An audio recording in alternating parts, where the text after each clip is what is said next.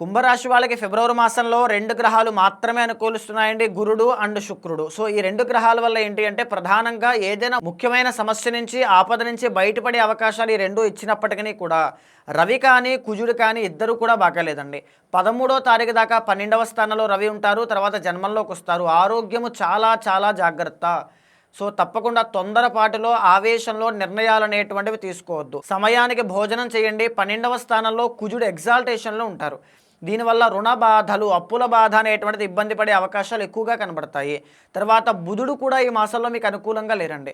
దీనివల్ల ఏం జరుగుతుంది, కుటుంబపరమైనటువంటి సమస్యలు కనబడతాయి. కుటుంబ సభ్యుల్లోనే తగాదాలు రావడం కానీ, లేకపోతే వ్యాపారంలో నష్టాలు చూడడం కానీ, లేకపోతే గ్రోత్ అనేటువంటిది ఆగిపోవడం కానీ, లాభాలు లేకపోవడం ఇలాంటివి కనబడుతుంది. జన్మల్లో ఉండేటువంటి రాహు అనవసరమైన ప్రయాణాలు, అనవసరమైన ప్రయత్నాలు, దానివల్ల ఉపయోగం ఉండదు. ఆ విషయంలో కేర్ఫుల్గా ఉండాలి. 2వ స్థానంలో శని అనేటువంటి ఆయన ఏలినాటి శని రూపంలో ఇబ్బంది పెడుతున్నారు. కాళ్ళ నొప్పులు, ఎవరైతే వృద్ధులు ఉంటారో, వయసు పైబడిన వాళ్ళు ఉంటారో వాళ్ళు కాళ్ళ నొప్పులు కానీ, వాత దోషాల విషయంలో కానీ చాలా చాలా కేర్ఫుల్గా ఉండండి. ఎస్పెషల్లీ కుంభరాశి అంటే మెడికల్ ఆస్ట్రాలజీ ప్రకారము మోకాళ్ళు అండ్ పిక్కలు కాళ్ళ దగ్గర ఉండేటువంటివి. సో ఆ యొక్క అవయవాల విషయంలో ఈ అర్థరైటిస్ కానీ, పాదాలు వాచిపోవడం కానీ, లేకపోతే కాళ్ళ వాపులు కానీ ఇలాంటివి ఇబ్బంది పెట్టే అవకాశం ఉంటుంది.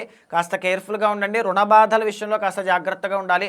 సప్తమంలో కేతుగ్రహ సంచారము భార్య లేదా భర్తకి కానీ, ఫ్యామిలీకి కానీ ఎక్కువగా టైం స్పెండ్ చేస్తుండండి, క్వాలిటీ టైం. దానివల్ల ఈ కేతు యొక్క దోషం పోయే అవకాశం ఉంటుంది. మెడిటేషన్ ప్రాక్టీస్ చేయండి. గురుబలం ఉంది కాబట్టి ఎంతో కొంత మిమ్మల్ని కాపాడుతుంది. ఆర్థికంగా ఎదుగుదలకు అది తోడ్పడుతూ ఉంటుంది. బట్ ఖచ్చితంగా నవగ్రహ స్తోత్రాలు చదవడం కానీ, నవగ్రహ ఆరాధన కానీ, నవధాన్యాలు దానంగా ఇవ్వడం కానీ చాలా అవసరం ఈ ఫిబ్రవరి మాసంలో.